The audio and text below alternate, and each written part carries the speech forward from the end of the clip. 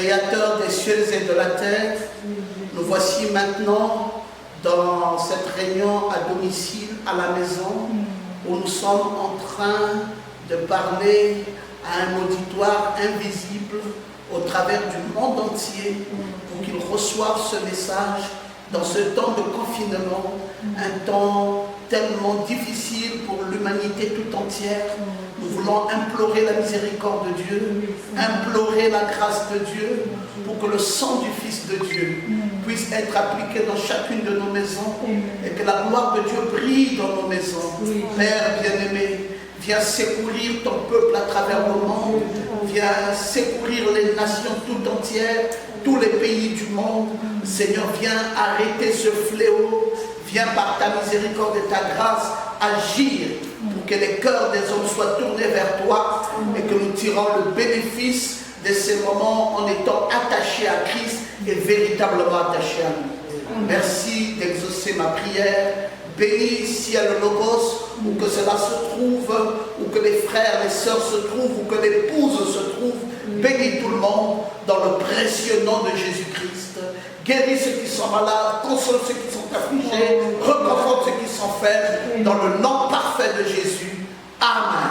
Amen. Gloire à Jésus. Et nous allons présentement rentrer dans la parole et nous lirons comme texte de ce matin Deutéronome au chapitre 32. Nous allons lire Deutéronome 32, partant du verset 9 jusqu'au verset 12. Car la portion de l'Éternel, c'est son peuple. Jacob est la part de son héritage. Il l'a trouvé dans une contrée déserte, dans une solitude effroyable, hurlement. Il l'a entouré, il en a pris soin, il l'a gardé comme la prunelle de son œil. Pareil à l'aigle qui éveille sa couvée, voltige ses petits, déploie ses ailes, les prend, les porte sur ses plumes. L'Éternel seul a conduit son peuple. Il n'y avait avec lui aucun Dieu étranger. Amen. Amen. Gloire à Jésus. Nous allons intituler le message de ce matin le clair obscur. Nous avons lu Deutéronome au chapitre 32 et nous avons lu du verset 9 au verset 12. Le clair obscur sera notre message de ce matin. Je suis sûr que beaucoup d'entre vous maintenant doivent se poser la question de savoir pourquoi un pareil titre, le clair obscur. Qu'est-ce que ça peut bien signifier? Eh bien, c'est un message approprié, c'est un message par rapport au temps dans lequel nous sommes en train de vivre, un message pendant que nous sommes dans le confinement et que les nations sont dans les douleurs et tout le monde est en train de souffrir. Il a plu au Seigneur de nous donner ce message sur le clair obscur afin d'aider plus d'une personne à comprendre ce qu'il en est. En fait, la vie et la mort fonctionnent comme une lampe halogène. La vie et la mort fonctionnent comme une lampe halogène. Vous savez, dans la lampe halogène, c'est une lampe à laquelle vous pouvez faire des réglages. C'est comme ça que fonctionne la vie et la mort. Ça fonctionne comme une lampe halogène. Et la lampe halogène, c'est la lampe qui a la faculté de faire des réglages. Vous savez, dans la lampe halogène, vous avez 3 types de réglages. Vous avez un premier réglage que vous pouvez appelée la pleine lumière. Quand vous prenez une lampe halogène, alors vous pouvez faire des réglages de ce genre. Voilà la lampe halogène. La lampe halogène.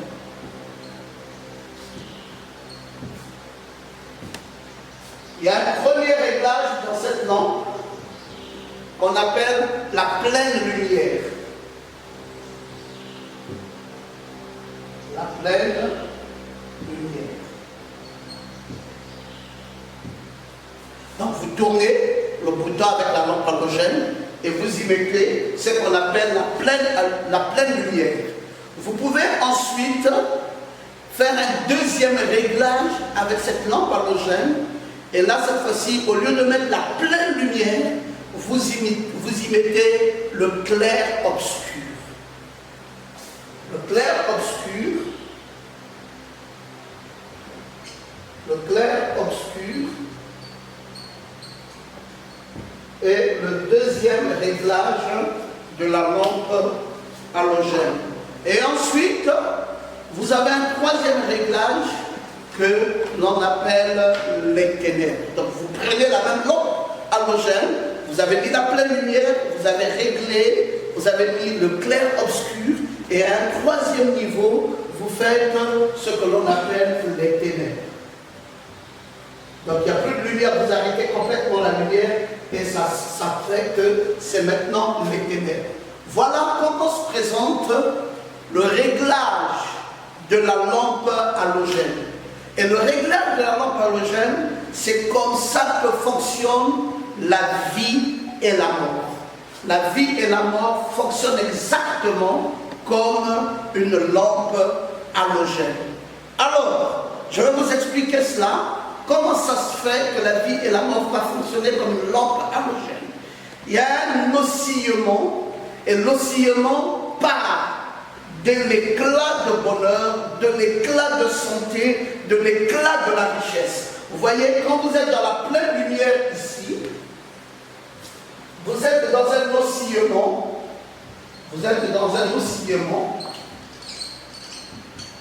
où vous avez tout en beauté. Vous avez, dans cet oscillement, vous avez, on va dire quoi, vous avez la pleine santé, vous avez la santé. Dans la pleine lumière, vous avez la vie. Dans la pleine lumière, vous avez le bonheur. Dans la pleine lumière, vous avez la richesse.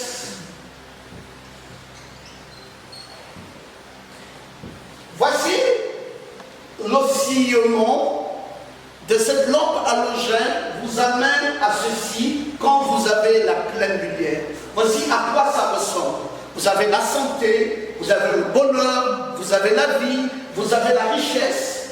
Mais, à un moment donné, il y aura un autre réglage. Et ce réglage ne donne plus l'occasion d'avoir tout ce dont vous avez ici. Alors la vie est affaiblie dans le clair obscur. La vie est affaiblie et est affaiblie par la solitude. Et le malheur et la pauvreté. Alors ici, vous n'avez plus la pleine santé, la pleine vie, la pleine richesse, mais vous avez maintenant l'affaiblissement. Vous avez l'affaiblissement. Tu prends encore le mauvais? Non, c'est pas ça. Vous avez l'affaiblissement. Alors vous avez l'affaiblissement de la vie, l'affaiblissement. Vous avez l'affaiblissement de la santé. Vous avez l'affaiblissement de la vie. Vous avez l'affaiblissement de la lumière. Et vous avez la solitude.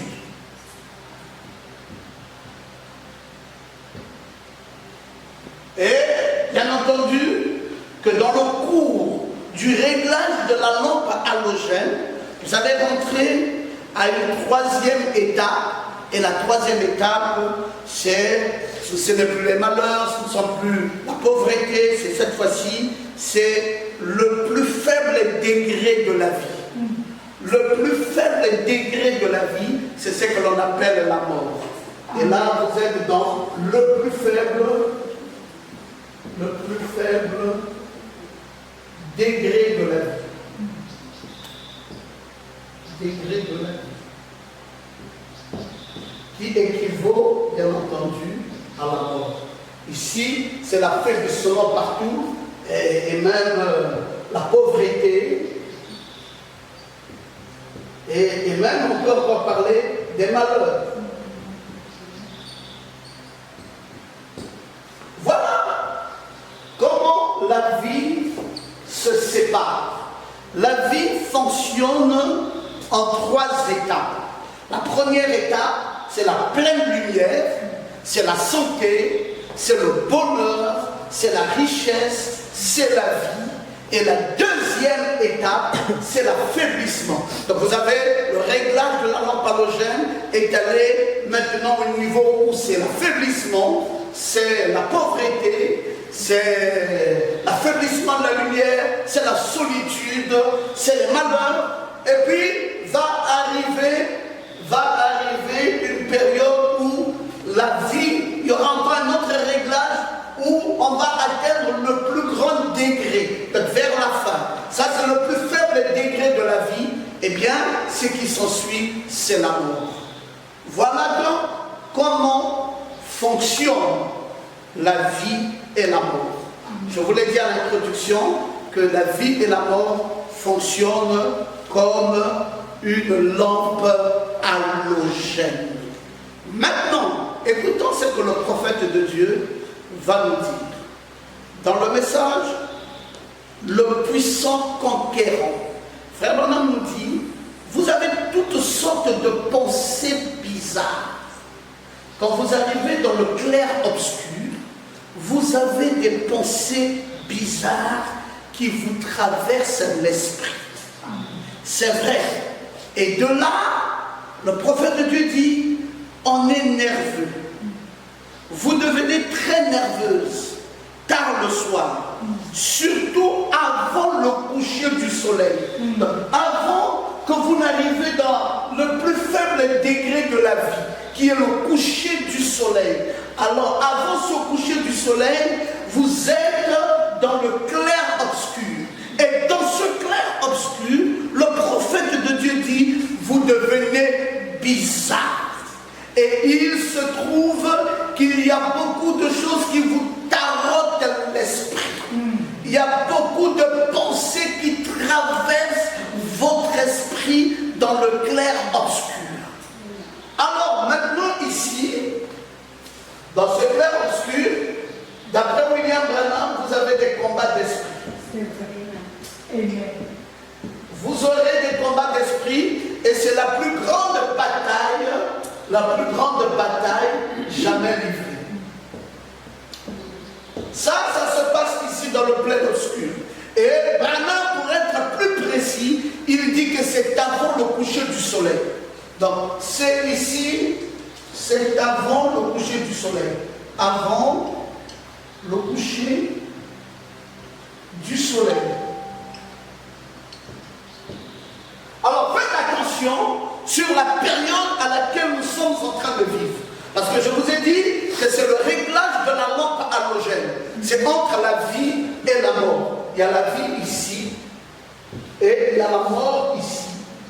Et ici il y a le clair-obscur. Et le clair-obscur, d'après William Branham, intervient avant le coucher du soleil. Et il dit qu'à cette période, d'avant le coucher du soleil, il dit, voici ce qui arrive dans vos pensées. Il dit, vous avez toutes sortes de pensées bizarres qui vous traversent l'esprit. Et là, vous devenez très nerveux. Et il dit, vous devenez très nerveux le soir, surtout avant le coucher du soleil. Vous éprouvez une sensation un peu drôle de solitude. Et Branham dit, vous éprouvez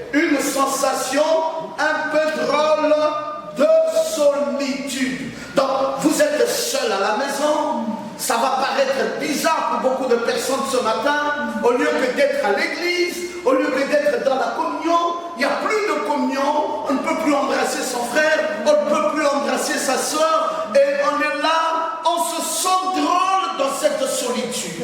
Où sont mes parents? Où sont mes frères? Où sont mes amis? Où sont les gens avec qui je suis habitué à vivre avec eux? Où sont-ils partis?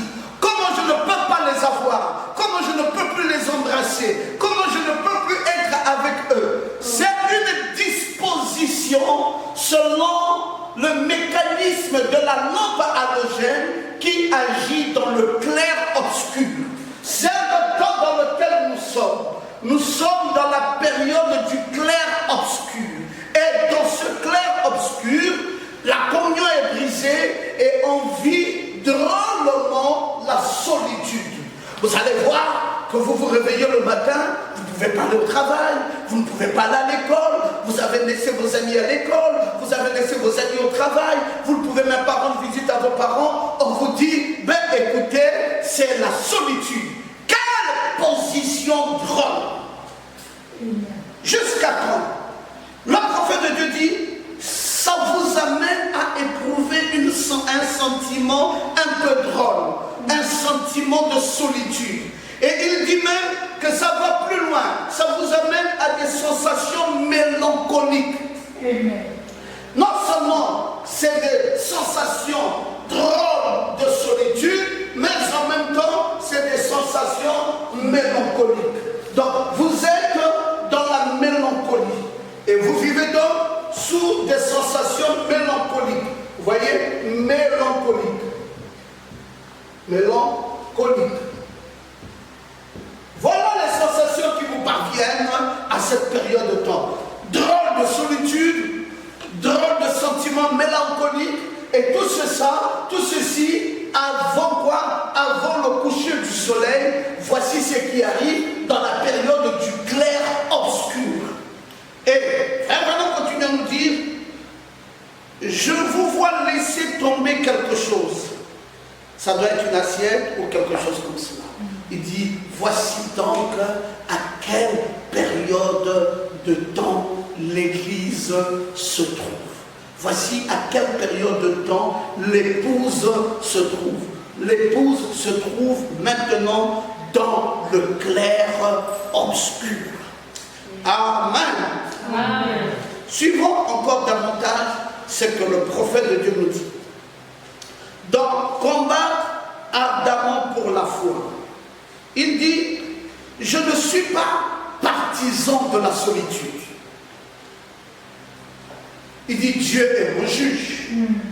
Cette solitude, ce sentiment bizarre, ce sentiment mélancolique, est-ce que quelqu'un peut-il être partisan? Frère Branham dit, je ne suis pas moi partisan d'en combattre ardemment pour la foi. Il dit, je ne suis pas partisan de cette solitude. Dieu est mon juge. Ici, cette chair sacrée ce matin, ignorant ce que cette soirée nous réserve, je pourrais me trouver dans sa présence. Il n'y a pas ici une seule personne que je n'aimerais pas prendre à la main, aller avec, ou aller chez lui, ou m'asseoir avec lui. J'aimerais vraiment avoir la communion fraternelle, mais je ne peux pas avoir cela. Amen. Il dit, j'aurais aimé avoir la communion fraternelle. J'aurais aimé aller chez quelqu'un, être avec lui, vivre avec lui, et le saluer à la main. Il dit, aussi vrai que je me tienne derrière cette chair, je veux vous dire que je ne suis pas partisan de la solitude. Mais je ne puis faire autrement. Amen. J'aime vraiment la communion fraternelle, mais je ne peux pas avoir cela. Amen. J'en suis privé jusqu'à ce que je traverse la frontière. Amen. Je ne peux pas être à la fois serviteur des hommes et serviteur de Dieu. Vous devez vous tenir loin de l'homme afin de servir Dieu. Amen. Et aimer les hommes, et cela les amène dans le royaume. Que le Seigneur vous bénisse. Priez pour moi. Branham dit qu'il ne peut pas faire autrement. Et ce n'est pas lui qui le veut. Il aurait aimé aller communier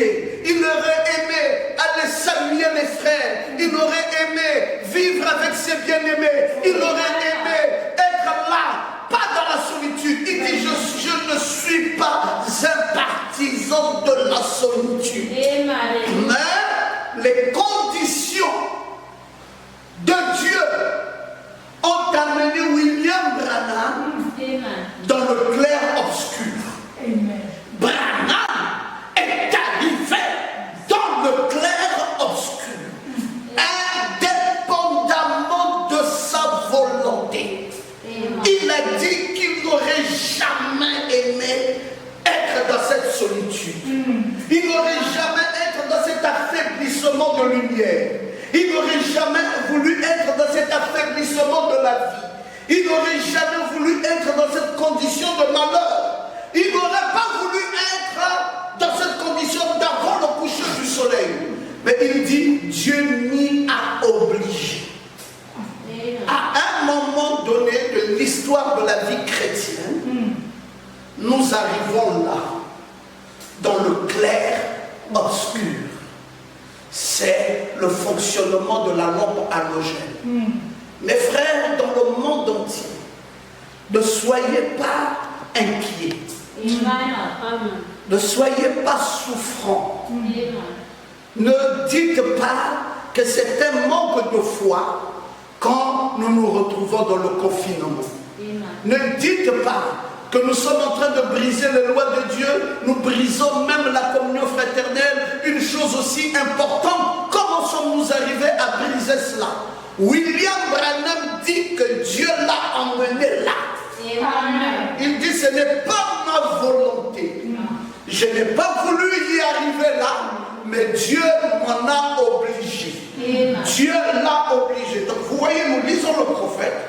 Il dit, je ne suis pas partisan de la solitude. Dieu est mon juge. Je me tiens ici sur cette chaise sacrée. Je vous le dis, je pourrais me trouver dans sa présence. Il n'y a pas une seule personne que je n'aimerais pas prendre par la main. Amen. Il n'y a pas une seule personne que je n'aimerais pas aller chez lui. Ou m'asseoir avec lui. Il dit, j'aime vraiment la communion fraternelle. Mais je ne peux pas avoir cela. Amen. Dans le clair obscur, vous ne pouvez plus avoir ça. C'est l'affaiblissement de la lumière, c'est l'affaiblissement de la vie, c'est la lampe halogène à un degré différent. Et Branham dit, je ne peux plus avoir cela. J'en suis privé jusqu'à ce que je traverse la frontière. Amen.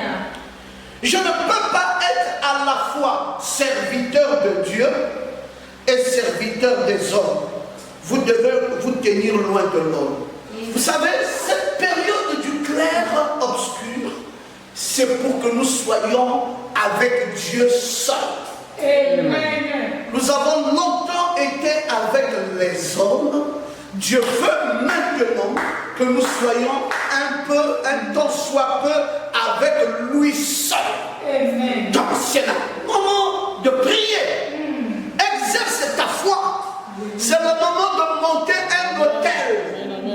Tu dois monter un hôtel pour Dieu. Ce n'est plus le moment où tu dis je vais aller visiter X, je vais aller visiter Y, je n'en peux plus, je n'arrive pas à supporter, c'est trop difficile pour moi, je préfère aller visiter X, je préfère aller visiter Y.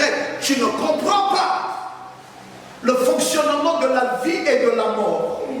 Dans le fonctionnement de la vie et de la mort, il y a la pleine lumière qui est la vie, et il y a l'absence du tout de la lumière qui est la mort, et il y a une période intermédiaire dans la lampe halogène qui est le clair obscur. Amen. Et un peu de lumière et un peu de ténèbres. Et c'est à cette période de temps où l'homme doit vivre seul avec son Dieu. Amen. C'est la période que Dieu te demande de couper les activités. Il veut que tu coupes les activités. Il veut que tu coupes avec la communion fraternelle. Il veut que tu coupes avec les hommes et que tu ne sois qu'avec lui. Yes. Voilà l'interprétation de ce que nous vivons présentement. Peuple de Dieu, ne soyez pas effrayés. Amen. Peuple de Dieu, comprenez le langage de Dieu. Il est important pour nous maintenant de le savoir. C'est le moment où Dieu veut que nous soyons avec lui. Amen. Frère Branham dit, jusqu'à quand? Il dit, jusqu'à ce que nous traversions la frontière. Donc il y a une frontière. Ce que vous voyez là a une frontière. Nous irons jusqu'à traverser la frontière. Et quand on aura traversé la frontière, on va reprendre à nouveau la communion fraternelle, on va reprendre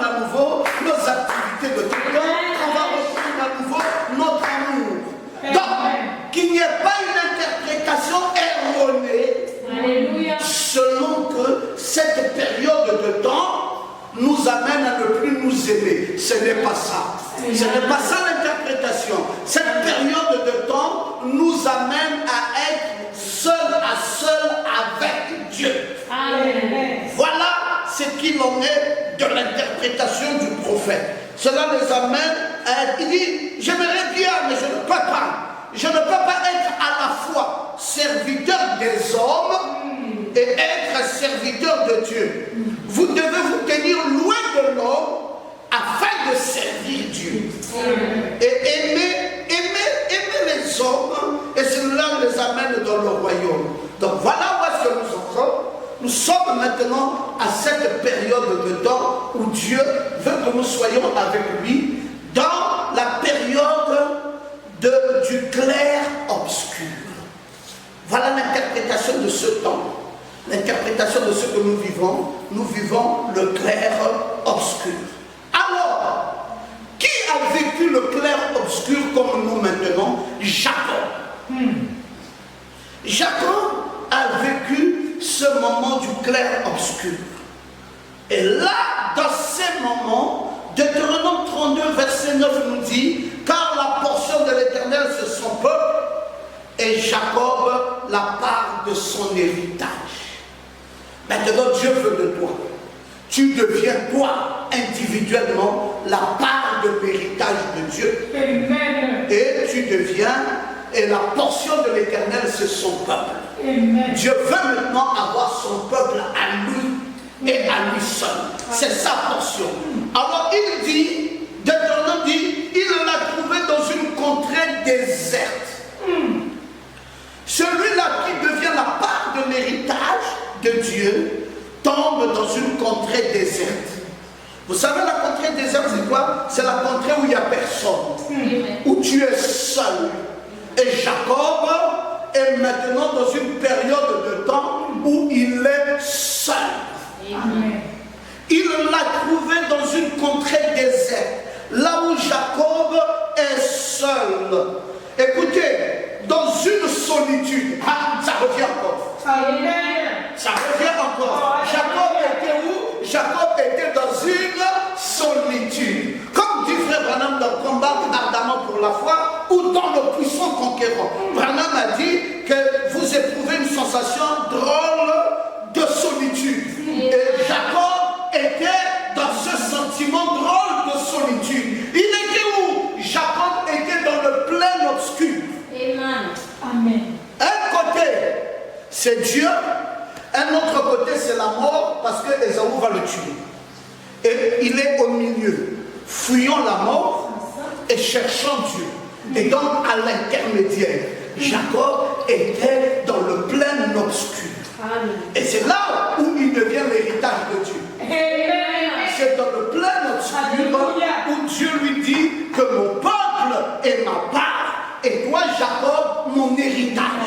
Et dans le plein obscur, écoutez ce que dit la Bible, dans cette contrée déserte, dans une solitude, aux effroyables hurlements. C'est à cette période du clair obscur qu'il y a des effroyables hurlements. Dieu trouve Jacob dans l'état des effroyables hurlements. Et il dit, il l'a entouré et il en a pris soin. Oh, gloire à Dieu. Dans ces effroyables hurlements, il y a une chose magnifique, c'est que Dieu va prendre soin de toi. J'aimerais que tu dises Amen et que tu dises Amen bien. Quand tu vivras dans ces moments difficiles, c'est en ce moment-là où Dieu l'a entouré. Dieu est venu entourer Jacob. Dans ces moments d'effroyables hurlements, Dieu l'a entouré et Dieu en a pris soin. Il l'a gardé comme la prunelle de son œil. On dit Amen. Quand est-ce que Dieu fait quelque chose? C'est maintenant là qu'il va prendre Jacob. Il va garder Jacob comme la prunelle de son œil. Ce n'est plus dans la foi globale. C'est dans la foi individuelle. Où Dieu t'a coupé avec les hommes et il veut se rattacher à toi seul.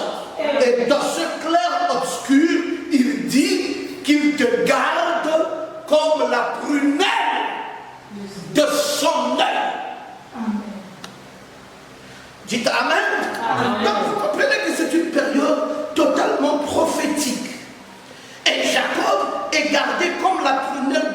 son œil. Et là intervient l'aigle. Pareil à l'aigle qui éveille sa couvée et voltige ses petits, déploie ses ailes, les prend et les porte dans ses plumes. L'Éternel a conduit son peuple et il n'y avait avec lui aucun Dieu étranger. Parce que qu'est-ce qui va amener ce bouleversement? Ce bouleversement, c'est qu'il y a trop de dieux étrangers. Vous allez me dire, mais docteur, qu'est-ce qui se passe? Vous pensez que l'Éternel soit content que les hommes adorent Bouddha? Non. Bouddha. Dieu est content qu'on adore Bouddha. Non, monsieur. Dieu est content qu'on adore Krishna. Non, monsieur. Dieu est content qu'on adore Mahomet. Non, monsieur. Mohamed. Dieu est content qu'on adore Marie. Non, monsieur. Qu'est-ce que Dieu veut? Il veut qu'on adore Jésus. Amen. Lui-même.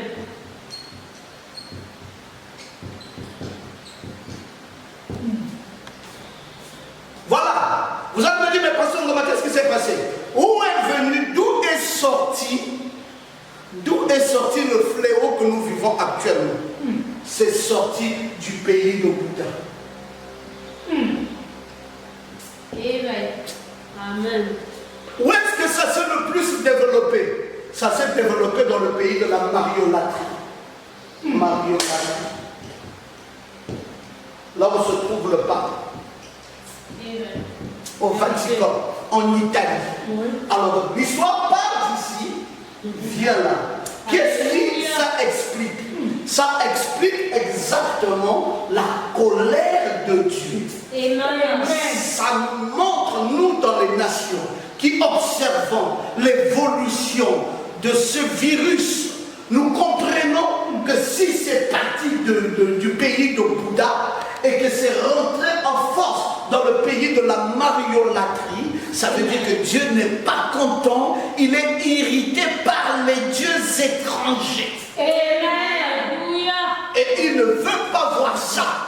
C'est pour cela qu'il appelle désormais son peuple. Son peuple à lui et chaque individu de son peuple. Qu'il dit, celui-là est mon héritage. Et il nous appelle désormais dans ce clair obscur au moment de la solitude. Et il nous dit, c'est pas bon la solitude, mais il nous a mis dans ce conditionnement pour que lui vienne déployer ses ailes d'aigle. Quand est-ce qu'il déploie les ailes d'aigle? Il déploie les ailes d'aigle au moment du clair obscur. C'est en ce moment-là que Dieu déploie les ailes d'aigle. Il dit, j'ai pris soin de Jacob, comme la prunelle, comme un homme prendra soin de la prunelle de son œil, et comme l'aigle éveille sa couvée, voltige sur ses petits, déploie ses ailes, les prend et les porte sur ses plumes. Moi, l'Éternel, je vais conduire mon peuple sous mes ailes d'aigle, et il n'y aura aucun Dieu étranger. C'est le moment de monter l'autel. Yes, sir. Église, comprenez ça très bien. C'est important ce que je dis là. Si dans la maison, il n'y avait pas un autel de prière, dressez un autel de prière. Si vous aviez perdu l'habitude de vous réveiller à 4 heures du matin, réveillez-vous à 4 heures du matin. Intercédez. Demandez à Dieu de vous pardonner toutes vos iniquités, tous vos péchés, tous vos manquements, tout ce qui n'a pas pu marcher dans votre vie durant tout le temps. Éloignez ça de votre vie. Mettez-vous en règle avec le Seigneur. Payez votre dîme. Payez votre offrande. Amen. Et conformez-vous à sa parole. Amen. Dans cette période du clair obscur, là où il y a la mélancolie, là où il y a la solitude, là où il y a l'affaiblissement de lumière, l'affaiblissement de santé, la pauvreté, la douleur, les malheurs. C'est en ce moment-là, avant le coucher du soleil, que Dieu vient traiter individuellement avec chacun d'entre nous. Amen. Amen. Amen. Je vais vous lire une autre citation du prophète sur le Messie. Il dit au paragraphe 61, c'est aussi prêché en 1961. Il dit, j'aime contempler le grand aigle. Vous savez ce père aigle. Vous savez, Dieu s'appelle lui-même un aigle. Le saviez-vous? Il appelle ses prophètes des aigles. Il le fait certainement. C'était Jacob. Il l'a trouvé dans une profonde solitude. Quand est-ce que l'aigle a trouvé Jacob? Frère Branham interprète. Il a trouvé Jacob à la période du clair-obscur. Quand Jacob était dans la solitude. C'est là, dans cette solitude, que Dieu a trouvé Jacob. D'après William Branham, qu'il l'a trouvé dans la solitude, dans le clair-obscur. Et il dit, pareil à l'aigle qui éveille sa couvée, maintenant nous trouvons qu'il s'appelle également un aigle. Il est donc l'aigle Jéhovah, puis il a une bande d'aiglons. Ces aiglons, comme des messiers, des aiglons. Voilà ce que nous sommes. Nous sommes des messiers, nous sommes des aiglons. Et Dieu nous a trouvés, nous les aiglons, nous les messiers, à la période de la solitude. Dans le temps du clair-obscur. Amen. Et c'est à cette période de temps que Dieu nous trouve. Vous allez me dire, docteur, est-ce que c'est un phénomène nouveau? Il faut que je vous donne tous les détails de ce qui se passe. Ce que vous voyez là n'est pas nouveau. Ce que vous voyez maintenant là n'est pas nouveau. Ce n'est pas aujourd'hui seulement que c'est né. C'est né depuis longtemps. Il y a des choses incroyables qui passent depuis beaucoup de temps, sauf que les hommes ignorent ces choses. Oui, ça se passe depuis belle lurette, depuis un certain temps. Quel temps alors ça se passe? Je vais vous dire qu'en 1720, il y a eu une épidémie qu'on appelait la lèpre. En 1720, il y avait une épidémie qu'on appelait la lèpre. Vous savez, ça tuait et ça tuait et ça tue. Amen. La lèpre. Qu'est-ce qui va se passer? 100 ans plus tard, en 1820, il va avoir une autre épidémie qu'on appellera la tuberculose. En 1820. Il va y avoir une autre épidémie qu'on va appeler la tuberculose.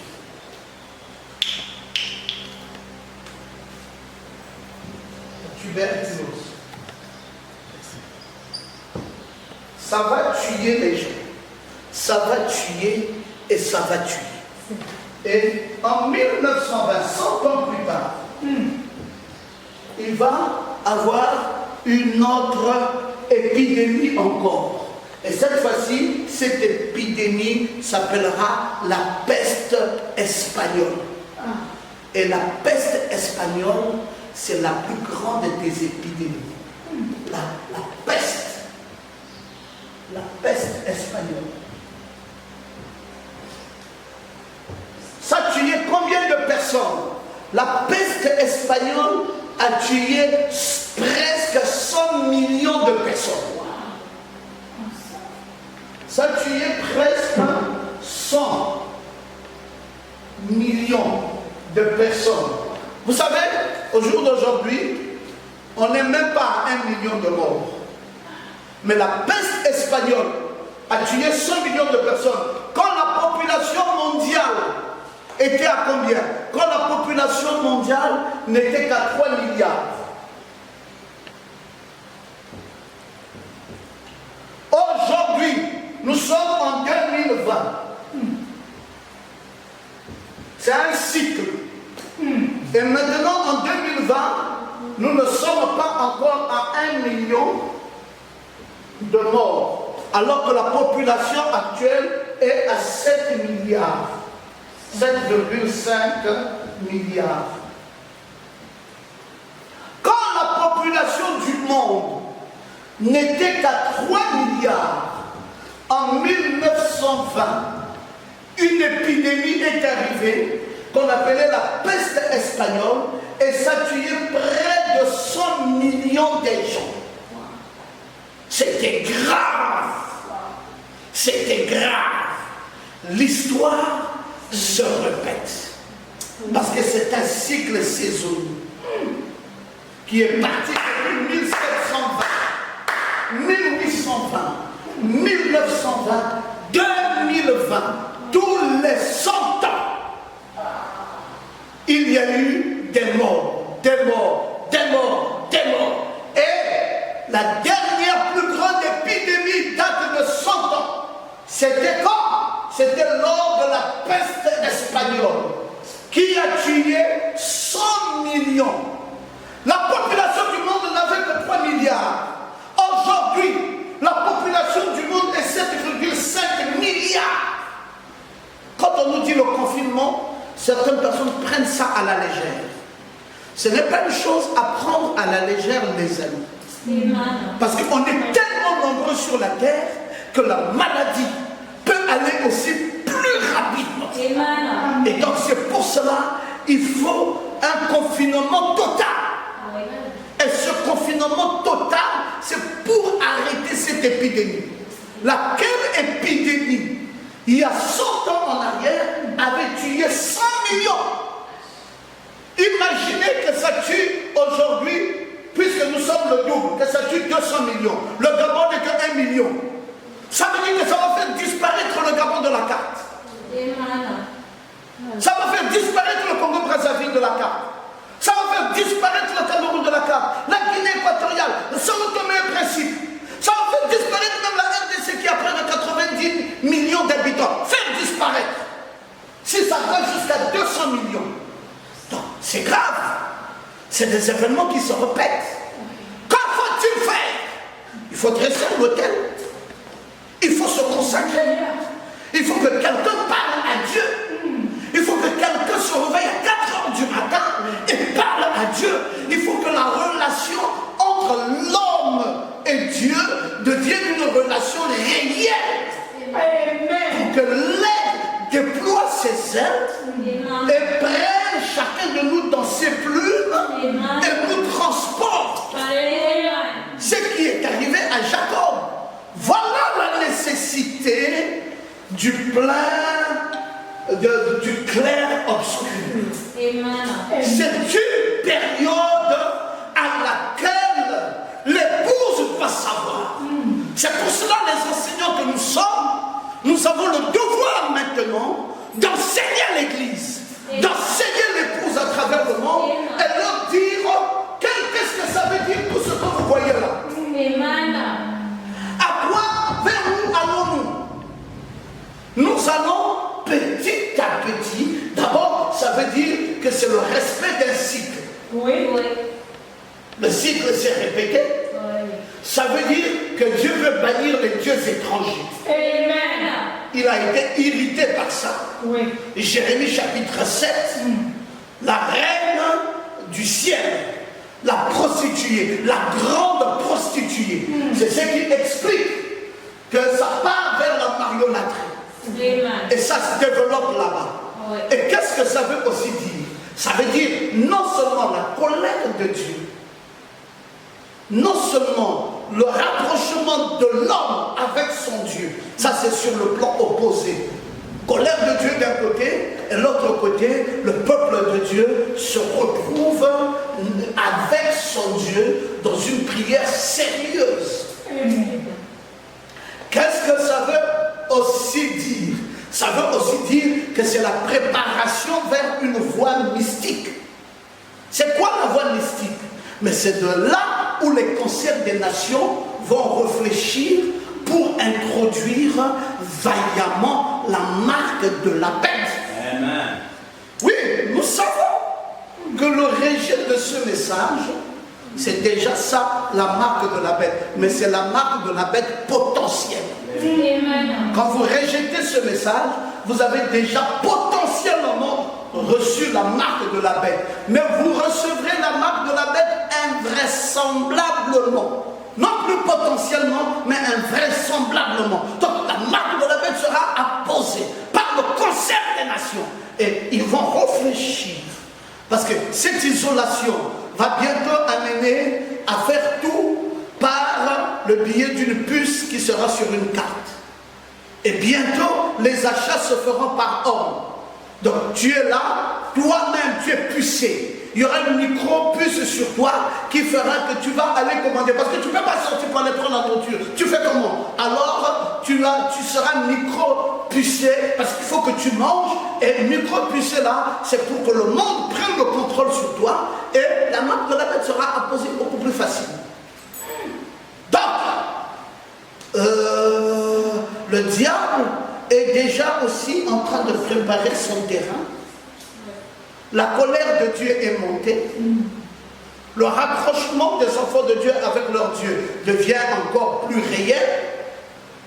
C'est la fin des temps. C'est la fin des temps. C'est pour cela, c'est aussi ce que vous voyez là, une conséquence de la seconde venue du Seigneur. Amen. Tout le monde s'est réjoui de voir Dieu venir dans la nuit. On s'est tous réjouis de ça. Il est venu le 28 février et plus tard, Frère Branham fait la rencontre avec ses anges. Nous avons tous aimé cet événement qui est l'événement le plus extraordinaire où l'époux et l'épouse sont unis. C'est la photo de famille. Chacun de nous, l'épouse, nous sommes dans cette nuée avec notre cher époux. Amen. Mais Amen. quand Christ vient dans les nuées de gloire, il y a des conséquences. Les conséquences de cette venue est aussi ce qui se passe là. Vous pourrez lire ça dans Luc au chapitre 21. C'est pour cela, mes amis, il y a trois approches par rapport à ce que nous vivons maintenant. Il y a une approche qui est la conséquence de la seconde venue du Seigneur. Il y a une approche qui est la préparation à la marque de la bête efficiente. Et il y a une autre approche qui est l'irritation de Dieu et sa colère. Et en contrepartie, il y a une chose merveilleuse, c'est que Dieu veille maintenant sur son peuple. Amen. Et il doit prendre soin de chacun de nous individuellement. Amen. Et nous ne pouvons arriver à la tâche avec Dieu que lorsque il y a l'oscillement de quoi? Je vous ai dit le sillement de la lampe halogène. Lorsque la lampe halogène a quitté la pleine lumière et est partie dans un réglage de clair-obscur avant d'arriver dans les ténèbres, qui est synonyme de la mort. Et donc, c'est cette période ici. Et la caractéristique de ça, c'est qu'il y a une solitude. Et chacun est seul. Et c'est pendant que nous sommes seuls que Dieu déploie les ailes du grand aigle. C'est quand Jacob était seul qu'il a déployé les ailes du grand aigle. Donc, les amis, retenez bien tout ce qui se passe maintenant. Ne soyez pas distraits. Comprenez que maintenant, nous sommes à une période de temps tellement compliquée. Maintenant, ils vont prendre le contrôle sur l'humanité. Maintenant, ils auront une micropuce qu'ils mettront sur vous par le canal d'un vaccin quelconque. Et la bête pourra très facilement imposer sa marque. C'est donc compliqué la période à laquelle nous sommes en train de vivre. C'est une période, je vais vous l'enseigner la fois prochaine, quand je vais vous enseigner sur la nouvelle conscience planétaire. Parce que Dieu est maintenant en train de mettre en place une nouvelle conscience planétaire. Et laquelle nouvelle conscience planétaire se fera en 5 phases. Je vais juste vous lâcher une de ces phases qui est la phase holistique. Vous savez, la phase holistique de la nouvelle conscience planétaire, c'est la totalité, toutes choses sont liées par un grand tout. Regardez maintenant, aujourd'hui, nous sommes dans la phase holistique où toute chose est liée par un grand tout. Nous sommes liés tous par quoi? Nous sommes tous liés maintenant par le coronavirus. Tu ne peux plus dire je suis noir. Dernièrement, les informations disaient non, le noir ne peut pas être atteint. Vous avez vu que ça a été démenti. Oui. Oh non, le noir a des facultés plus fortes, a des anticorps plus solides et la maladie ne peut pas atteindre le noir. Les noirs sont bien en train de mourir de ça. C'est pour vous dire que nous ne sommes pas à une autre phase. Nous sommes à la phase holistique de la nouvelle conscience planétaire. Et la phase holistique de la nouvelle conscience planétaire veut que nous puissions tous nous retrouver dans un grand tout. Et voilà où est-ce que nous sommes maintenant. Nous sommes tous retrouvés dans un grand tout, où la totalité, toute chose est liée par un grand tout. Et le coronavirus, oh là là, je laissé ça depuis longtemps. Et le coronavirus est venu maintenant nous amener à la phase holistique.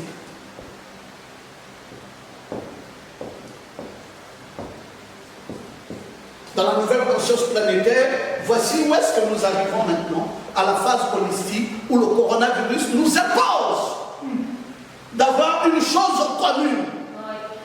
Qu'est-ce que vous allez faire?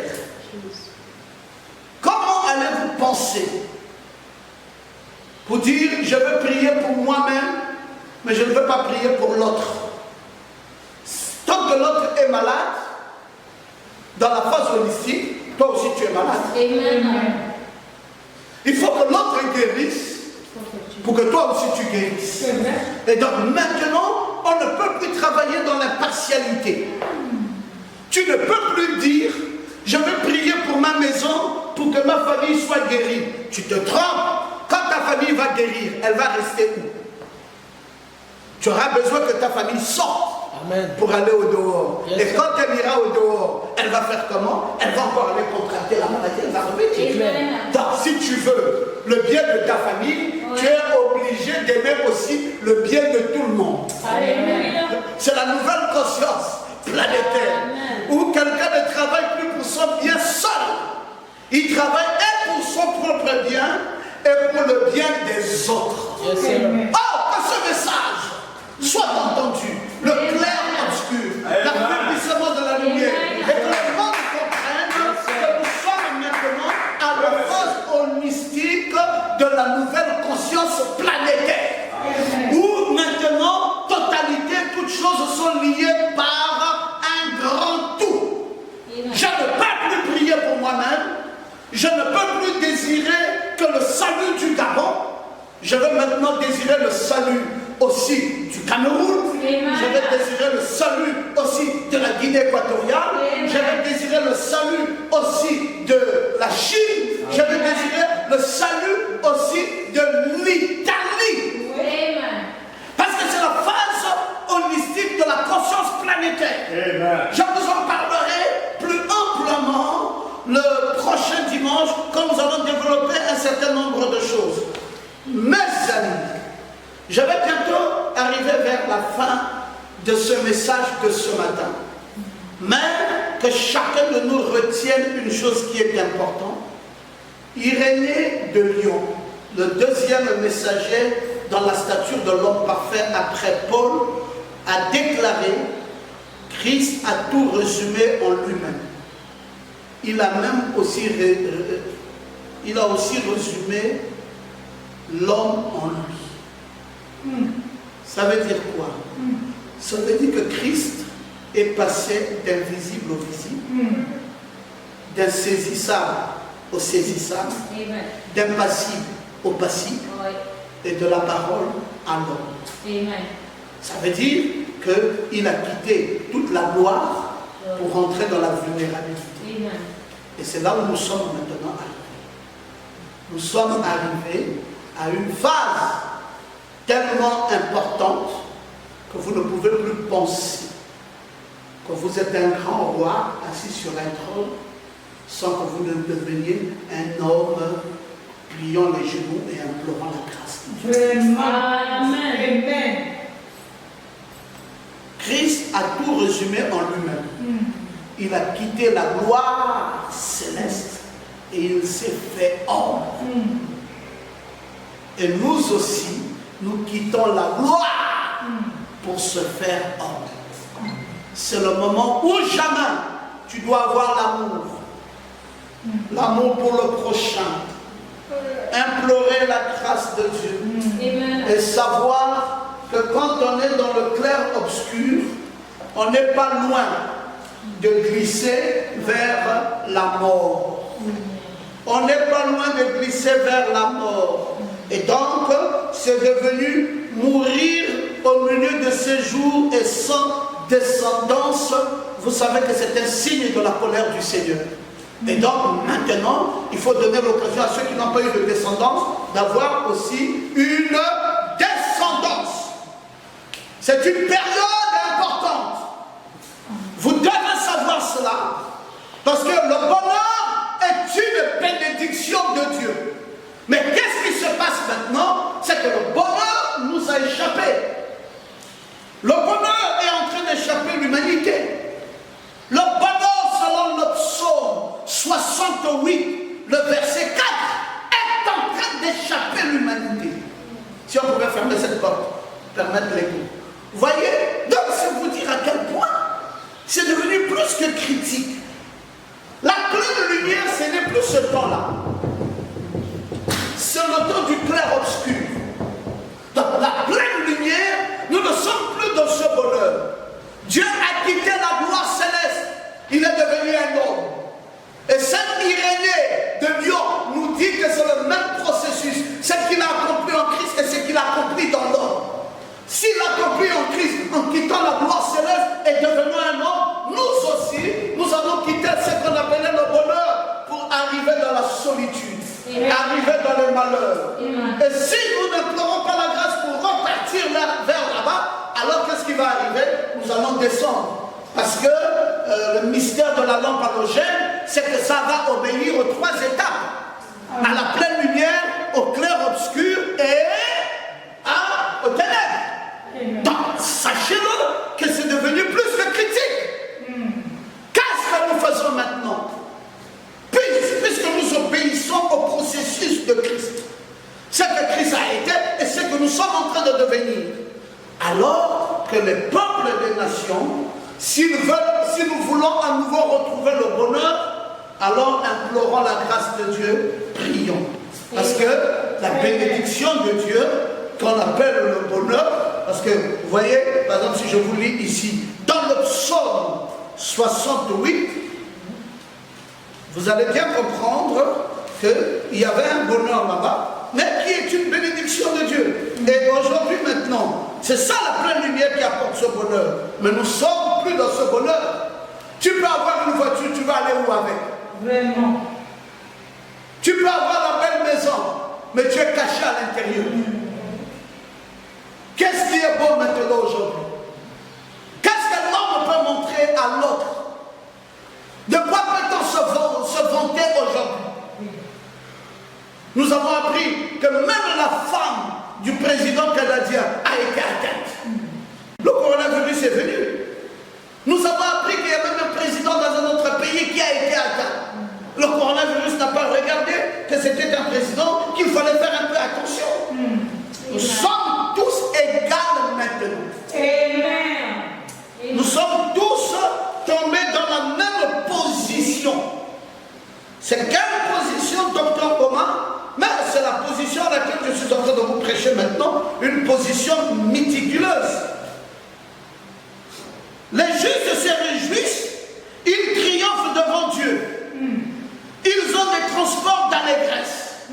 Mais pour que les justes se réjouissent, il faudrait qu'ils repartent à la pleine lumière. Amen. Vous voulez vous réjouir? Implorez la grâce de Dieu pour que nous repartions à la pleine lumière. Alléluia. Tant que nous ne repartirons pas à la pleine lumière, d'après le mystère de la lampe halogène, nous sommes en défaillance. Amen. Nous sommes en affaiblissement. Nous sommes en position d'affaiblissement. Nous sommes en position de diminution de lumière, de diminution d'énergie, de diminution de capacité. Amen. Toute la joie qu'on avait d'aller en Europe, dites à quelqu'un d'aller encore en Europe aujourd'hui. C'est devenu une fatalité. Amen. On a retrouvé des Européens, des Italiens, là en Éthiopie. On leur a demandé de rentrer chez eux. Parce qu'ils étaient en cours de séjour. Ils ont dit non, nous préférons être au Vadei. Ça veut dire qu'on préfère vivre ici, en Éthiopie, comme clandestin, que de repartir en nouveau en Italie. Parce que là-bas, il y a la mort. Amen. Alors, vous voyez les migrants ou les immigrants. Hier, c'était que tout le monde voulait immigrer en Europe. Mais aujourd'hui, c'est l'Europe qui veut même immigrer en Afrique. Amen. Amen. Amen. Vous dire à quel point la maladie ici est grave. C'est le clair-obscur. Les hommes sont devenus pareils. Il n'y a plus quelqu'un qui peut se vanter de quoi que ce soit. Il n'y a plus quelqu'un qui peut penser qu'il est grand. C'est pour cela, mes amis, j'aimerais que vous sachiez que la vie sans la qualité de la vie est injustifiable. Amen. La vie sans la qualité de la vie est injustifiable. Ça veut dire que nous sommes ici, nous vivons, mais la qualité de la vie n'y est plus. Il n'y a plus d'avion. Amen. Tu vas aller prendre l'avion pour aller où? Il n'y a plus de ça. Il n'y a plus même de prendre la voiture et sortir. Tout cela n'existe plus. Quel conditionnement difficile. Quel temps plus que compliqué maintenant. Le temps dans lequel nous vivons. La vie n'a plus sa qualité. Le bonheur, la santé, la richesse qui se trouvait dans la pleine lumière. Il y a eu un oscillement. Et maintenant, nous sommes plutôt rentrés dans les malheurs. Nous sommes plutôt rentrés dans une phase de solitude, de malheur, dans une phase mélancolique. Alors, Jacob doit se battre avec l'ange. Jacob doit se battre avec l'ange jusqu'au lever du soleil. Amen. C'est là où chacun de nous doit monter maintenant un hôtel.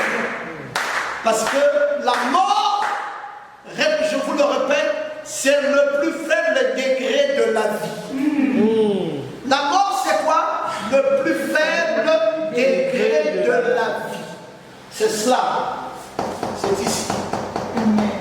Le plus faible degré de la vie, c'est la mort. Le plus faible degré de la lumière, c'est les ténèbres. Yes, sir. Les ténèbres, dans le mystère de la lampe halogène, révèlent la mort. C'est là où il y a une complexité. C'est là où les défunts deviennent des hommes. C'est là où les défunts deviennent des affaiblis. Et là, Ésaïe 14, depuis le verset 9 à 11, va nous révéler encore un certain nombre de choses. J'espère que vous compreniez bien notre enseignement de ce matin.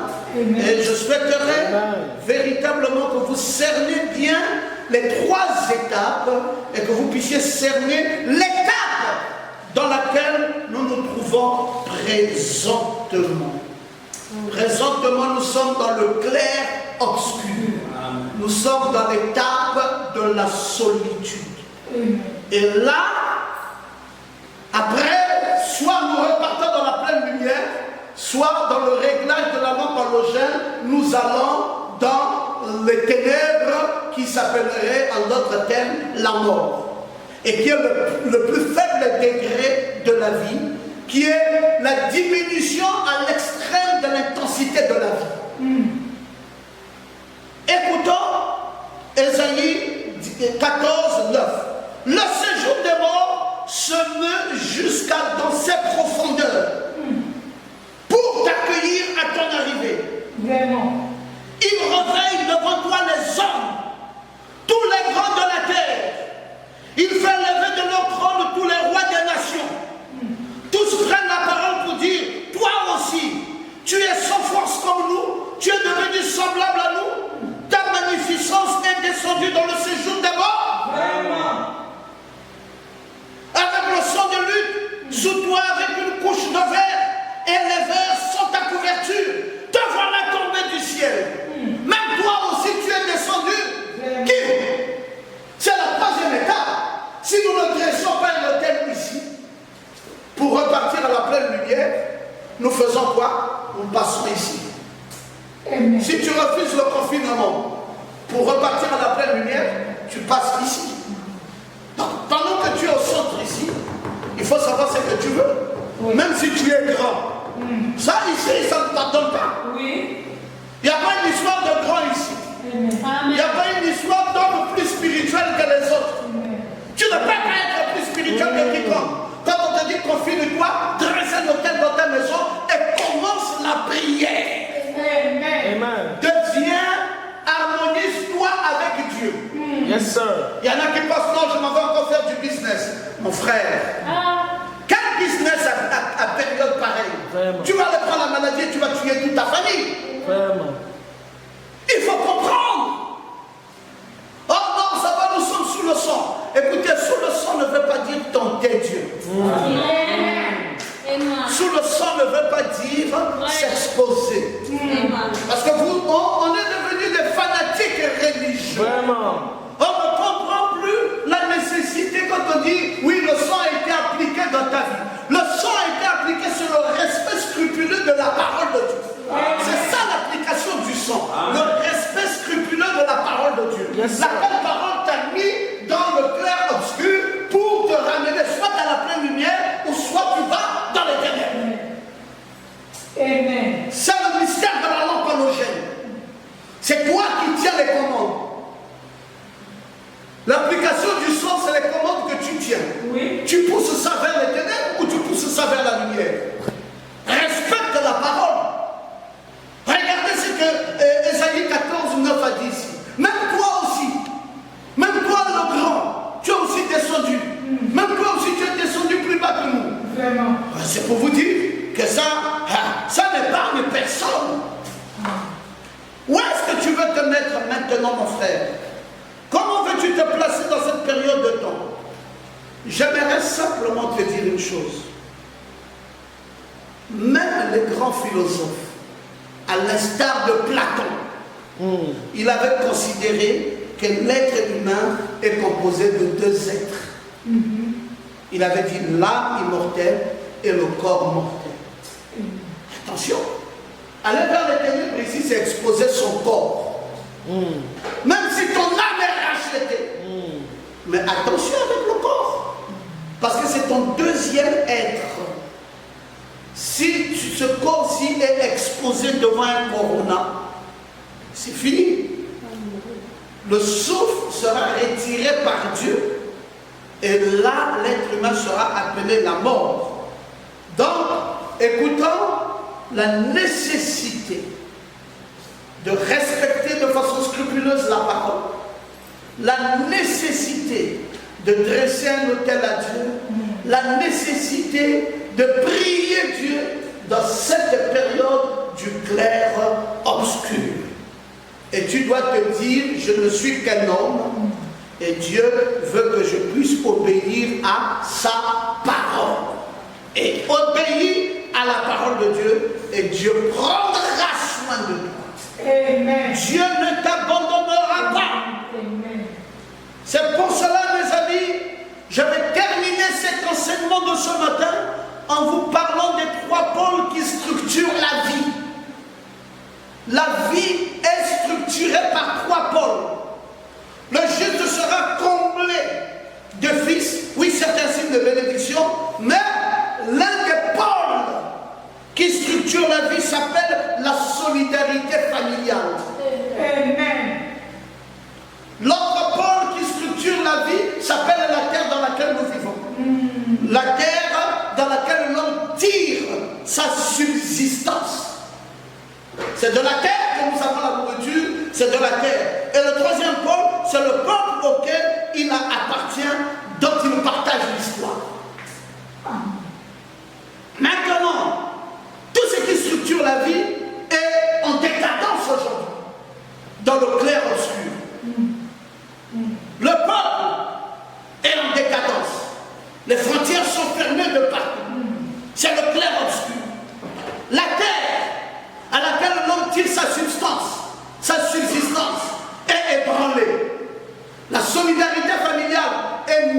en échec. Tu ne peux plus aller visiter ton grand-père, tu ne peux plus aller visiter ta grand-mère, tu ne peux plus aller visiter qui que ce soit. Tu t'enfermes. C'est pour vous dire que la structure même de la vie est mise en quarantaine. Tout est en quarantaine. La solidarité familiale est en quarantaine. La terre à laquelle l'homme tire sa subsistance est en quarantaine. Le peuple avec lequel l'homme partage son histoire est en quarantaine.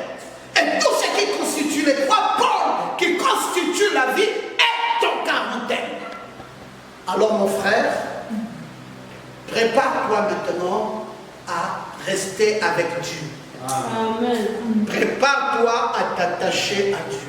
Amen. Prépare-toi à contrôler ta vie avec Dieu. C'est lui ton seul sauveur. Yes, sir. Quand Jacob est resté seul, c'est alors que l'ange l'a visité. Amen. Quand Jacob était seul, il avait fait le partage de deux camps. Il a dit un camp allez ici, un autre camp allez là-bas. Si vous avez, voilà l'argent. Si mon frère vient, donnez-lui l'argent. Dites que c'est ton frère Jacob qui t'a donné ça. Je veux la paix. Il n'en pouvait plus. Mais quand il est resté seul, l'ange est venu le voir. Pendant ce temps, tu auras une visitation de l'ange. Et prie pour chacun d'entre nous. Prie pour le docteur Romain. Prie pour ta famille. Prie pour l'épouse. Et prie pour l'humanité tout entière. Amen. Voici, mes amis, ce que je voulais vous partager en ce jour dominical. Et je vous prie maintenant de lever votre main alors que nous allons faire la prière. Gloire à Jésus. Nous allons faire la prière. Ne quittez pas. Ne vous éloignez pas de vos postes parce qu'il faudrait que je prie pour chacun d'entre vous. Père Céleste, l'heure est donc arrivée où après avoir partagé la parole, je dois intercéder pour ton peuple. Je dois intercéder pour tes enfants. Je dois intercéder pour l'épouse à travers le monde. Oh mon Dieu, il est plus que nécessaire maintenant que nous puissions t'adorer. Il est plus que nécessaire que nous puissions dresser un autel. Il est plus que nécessaire dans cette période du confinement que chacun de nous découvre son Dieu. Que chacun de nous voie où est mon Dieu. Et que chacun reste attaché à son Dieu. Père, voici la nécessité. Voici la nécessité. La voix de Jésus, le sang plus doux des séraphins, le nom plus long pour les montagnes, le son plus doux, jamais chanté, Jésus béni soit Jésus. Jésus est le seul espoir. Jésus est l'espoir de l'humanité aujourd'hui. Jésus est le seul qui peut nous secourir. Jésus est le seul qui peut aider le Gabon, qui peut aider l'Afrique centrale. Jésus est le seul qui peut aider l'Afrique. Jésus est le seul qui peut aider les continents du monde entier. Père, nous voulons te prier en tant qu'épouse de Jésus. Nous implorons ta grâce et ta miséricorde. Enlève ce coronavirus. Seigneur, nous ne voulons pas aller vers les ténèbres. Nous voulons revenir à la pleine lumière. C'est ainsi que nous dressons un autel. Nous voulons que le bonheur, que la richesse, que le